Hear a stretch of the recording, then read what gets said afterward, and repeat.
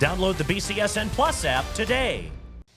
Well, the Toledo Mud Hens just keep on winning as we welcome in Matt Melzak, the voice of the Hens. And Matt, if it wasn't for a walk-off loss, we'd be talking about another sweep for Toledo as they took 5 of 6 from Rochester. You know what? And it was just an odd game, that one you're talking about, because they led that game 9-4 in the 8th inning and had to get away for a 10-9 loss. That's the only one they're kicking themselves on.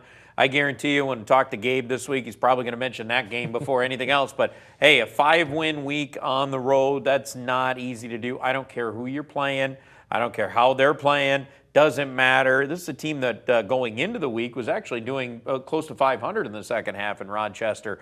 But the Mud Hens just torched them all week long. It started with their offense, and it just stayed with them the whole week long. Their lowest output in the runs, Mark, was 7 during the week. It was unbelievable. And it was a win, that one. Yep. They outscored the Red Wings by 40 runs. So both the offense was working and the pitching, the defense was right there with them. Yeah, I mean, the defense was certainly there, no doubt. I mean, the team ERA ended up being close to 5. They gave up some runs last week to Rochester, one of the better hitting teams in the league, at least average-wise going into the week, and they finished the week that way. You can see that ballpark does play for a little bit more in the home run variety, which we did see. The Hens hit a whole bunch of those over the course of the week. But yeah, it was a run-heavy week for sure. But the Mud Hens offense just, I mean, they kept going. Remember a couple weeks ago we talked about them in Louisville hitting this way? They hit that way again. They actually hit it pretty well against Columbus in the week in between at home.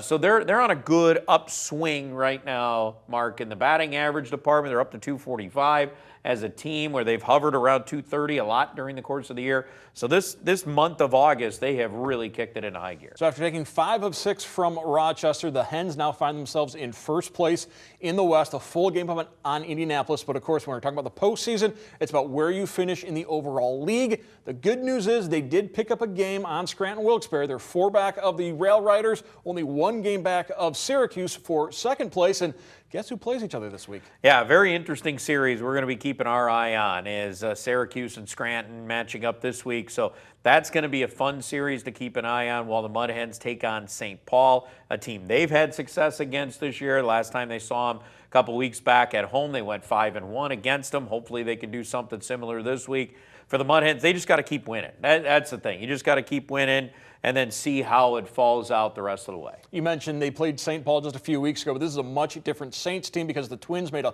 flurry of moves, which meant there was a lot of new faces influxed into that Minnesota farm system and finding their way to St. Paul. Yeah, not only some new faces getting right into St. Paul, but a lot of faces coming up from AA Wichita. So we're seeing Wichita a lot coming up this week. So it should be very interesting for them. They're playing good baseball, so it's going to be a tough series for the Mud Hens. Hopefully they can keep it going in the right direction. And don't forget, Mark, the last time the Hens were at home 2 weeks ago, lowest attendance crowd was just under 7,000. Right. Something to keep in mind this week with a lot of night games heading into the Labor Day holiday. Yeah, in fact, all night games this week downtown, even Sunday, because as you mentioned, Monday's Labor Day, so we're going to have the post-game fireworks Sunday night. Yeah, looking forward to it. 6 o'clock start. Get your tickets now, mudhens.com. Coming off a couple of sellout games the last time the team was at home, so think about that if you're thinking about coming down to watch the Mud Hens.